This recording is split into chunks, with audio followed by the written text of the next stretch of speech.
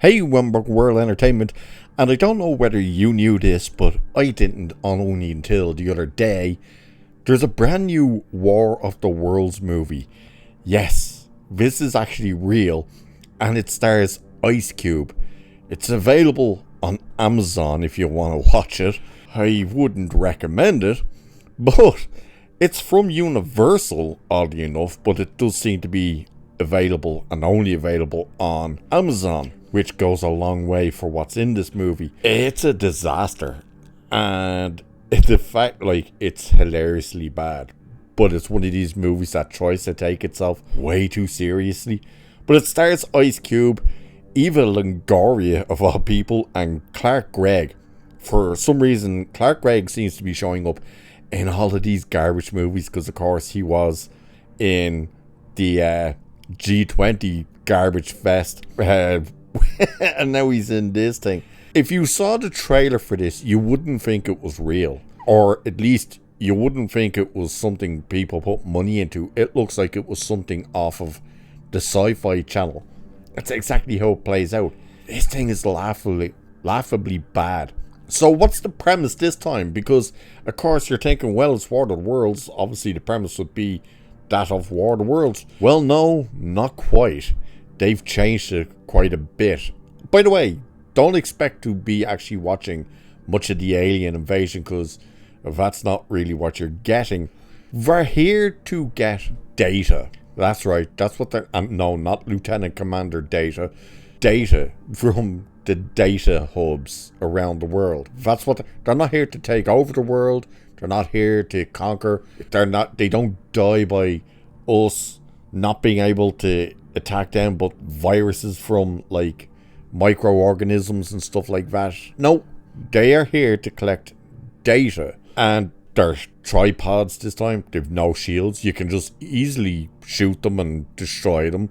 No problems there. So why doesn't that happen? We'll get to it, because this whole story is a cluster of disasters, and it just you're shaking your head. So you watch the entire movie through computer screens. This isn't surely not the entire, from start to finish you are watching it through screens, mainly Ice Cube's screen. So he works for the DHS, and his job is to basically spy on everyone, every single person everywhere, looking for threats and stuff. He's trying to find, and has been looking for over a year, a hacker called Disruptor.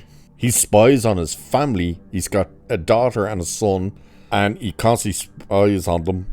He knows, especially his daughter, because his daughter is pregnant, so he's constantly spying on her, to the point he's phoning her and saying, why are you eating this crap? You should be eating this, and stuff like that. Even Longoria seems to play a NASA scientist. Then Greg Clark plays the director of the NSA, and whatever. He's barely in it, by the way. But it's Ice Cube spends more time phoning his family than answering the calls that he actually should be answering. Hey, this thing's just occurred. We need to talk. And he's hanging up on those people, are just ignoring their calls to phone his family to say, hey, what are you doing? Where are you? Get the hell out of there. And it's you should really be answering this call. And every time he was on a call to his son, he would immediately hang up, almost. So the movie is basically him. By the way, I will be amazed if they had Ice Cube for longer than a day, because this dude is basically sitting in a chair on a computer for the entire movie, until the end, when he actually gets out of the chair and runs away. He also can't leave the office he's in when the invasion starts, because he gets foiled by a glass door. Yeah, there's a lot of errors like this. Again, we'll kind of dive into that stuff more than the actual story, because again, the story is the aliens show up to consume data. Now, why are they coming to consume data? Well, the government created this thing called Goliath. That, of course, they deny it's top secret. Keep that in mind. It's a big computer core thing that just takes everybody's data, spies on everybody, through everything. Now, they normally spy on people anyway, so they're already have you in surveillance.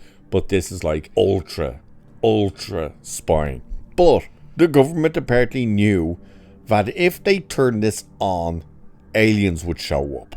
So they still turned it on, and the aliens showed up. So it's as stupid as it sounds.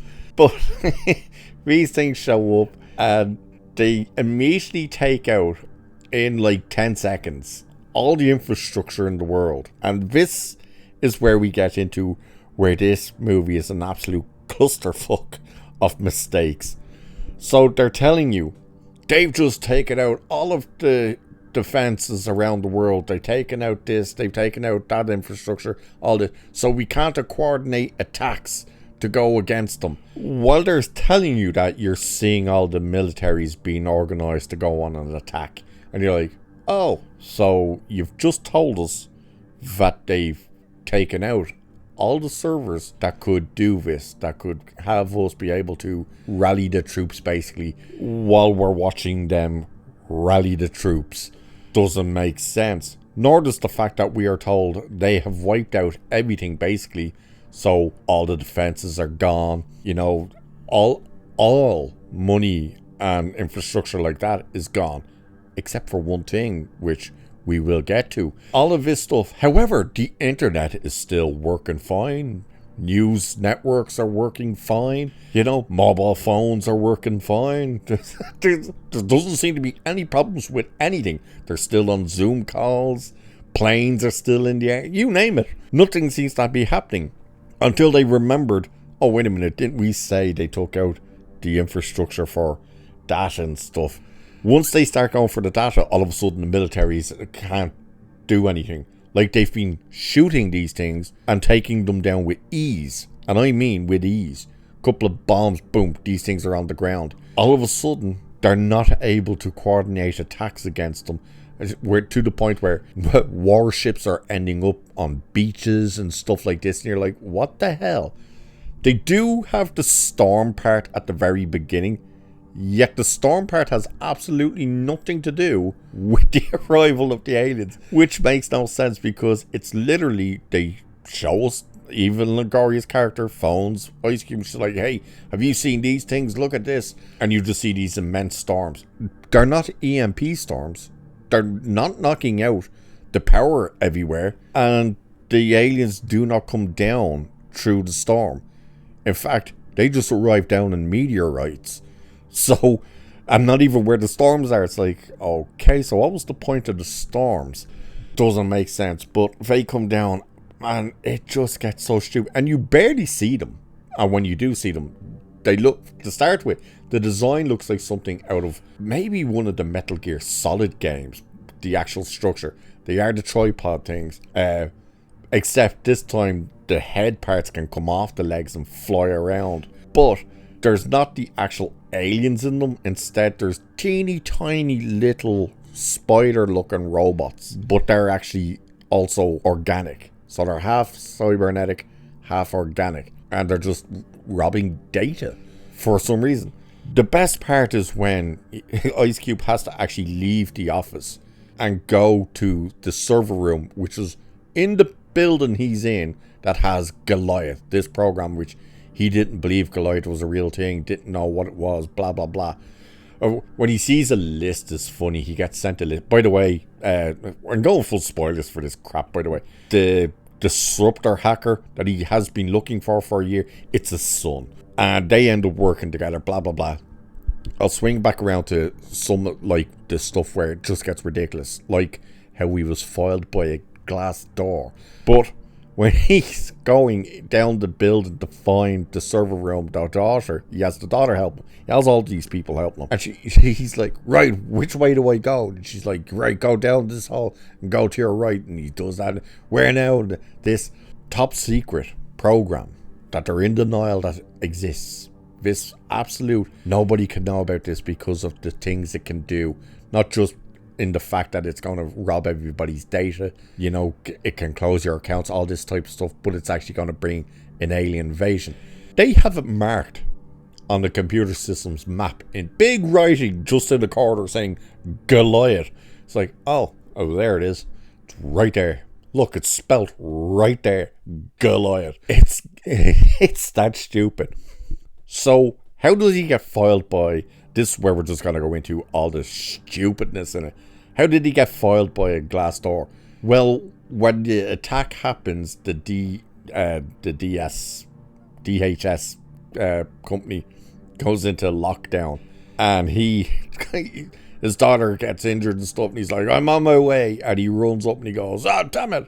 You know, because the building locked down, he can't get out of the room he's in, which is like a surveillance room, basically.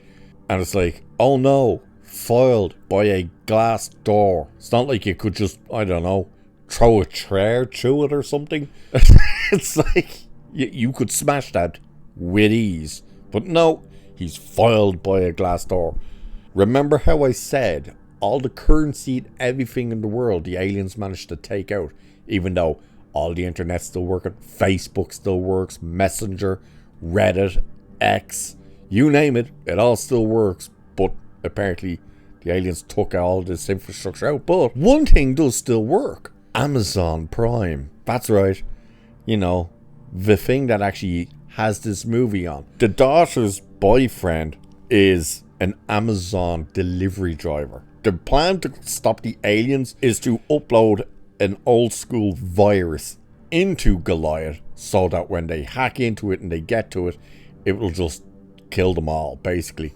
How do they get the virus to him? Well, they can't just email it to him or anything like that, which they also did, but it's uploaded onto a USB. He has to download it onto a USB and bring it down and plug it into Goliath. He doesn't have a USB. Why? Because he works for the DHS, and in the particular part he works in, they sure as hell ain't going to let you in there with a USB drive. So the boyfriend Mark says, hey, I've got one that I can get to you. And he's like, how? And he goes, with my little delivery drone, the Amazon delivery drone. Now remember, all finances have been wiped out. No money now is working. No cards or anything. There's only one issue. You can only operate the Amazon delivery drone providing you purchase something from Amazon. So Ice Cube has to purchase a USB drive so the guy Mark can activate it and fly it. I'm not joking about this. This all sounds like I'm messing with you. I swear to Christ, I'm not messing with you. This is real. This is a real movie, people. By the way, if you do watch it, there is one good thing about it. It's only 90 minutes long, so it's not like you're spending 2 hours watching it.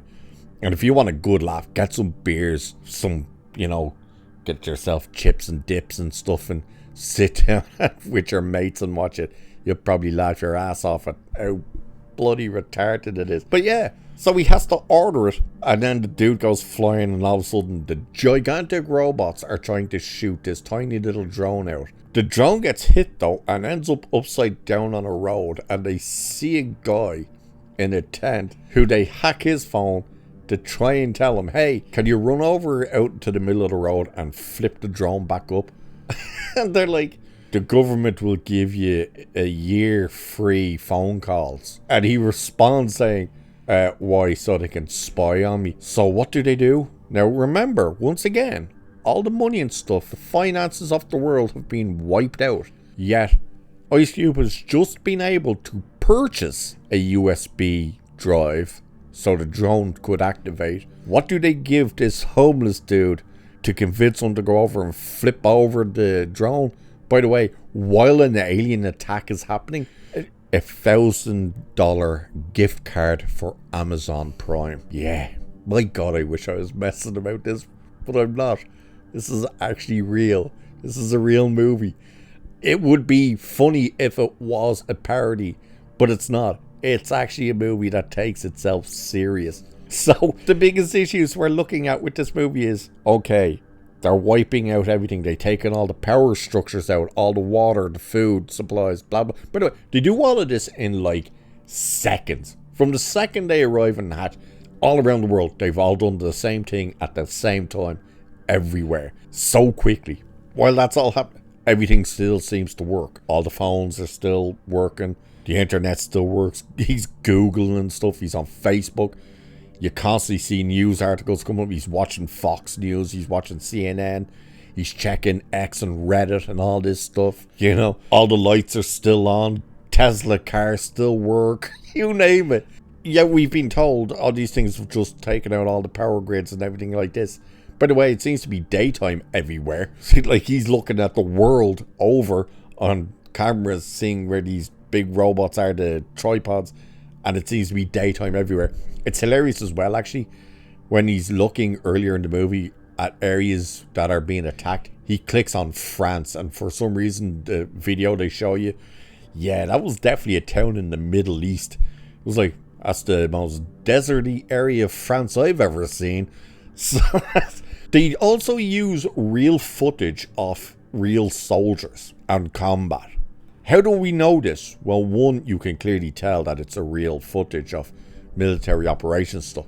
But they also actually blur out the people's faces. And for the ones that don't get fully blurred out, they do this where it's like crackly, not like, almost like the snow effect, but only over the faces. So it's very evident of you didn't have permission to use these people's actual images. So clearly you've taken that footage, but you've just put the stuff over their faces so you can't see these real life military people. So that's weird. But yeah, so all of this stuff is shut down. Finances are wiped out. Yeah, all the mobile phones still work. Cars still work. These things have no shields.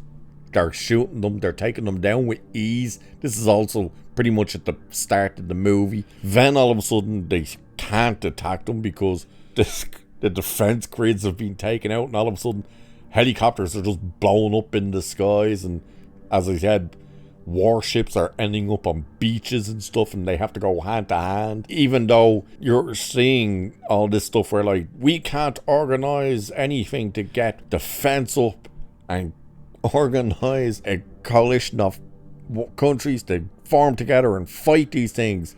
And while we're telling you this, we're going to show you all of the soldiers and tanks and everything around the world coming together and fighting these things. Like, wow, okay. No money works except Amazon Prime. There's an alien invasion. This dude's not willing to run out into the road, yet giving him $1,000 gift card convinced him to run out and flip over a drone. It's like, dude, what do you expect to spend that on? and you're homeless. Well, how do I know he's homeless, by the way? Because he's living in a tent underneath a bridge. That's how we know he's homeless. The movie is a disaster. Oh my god, I don't even really know. It is one of those, like, was this a fever dream? Did somebody have a fever dream and write? How did they convince people to be in this? It is the most ridiculous thing you've ever seen. And again, if you go and watch it, by all means, get yourself some snacks, get some beers, and sit down with your buddies and stuff and watch it, because you'll probably sit there and laugh your ass off at just how stupidly bad this thing is. Especially seeing, as I said, you watched the movie, the entire movie from start to finish on a computer screen. You're watching him. He's constantly logging into something, looking up something, then phoning people, hanging up on them, not answering calls that he definitely should be answering just to answer this or Google something here and all. It's the most bizarre, stupidest piece of crap I've ever seen, and it's hilarious. But it is on Amazon if you're willing to watch it. So that is the review for 2025's War of the Worlds on Amazon Video right now, starring Ice Cube. Watch it at your own risk if you want to. So with that, I shall leave it there for this one. Like, share, subscribe, and all that good stuff. Cheers. I'll catch you in the next one.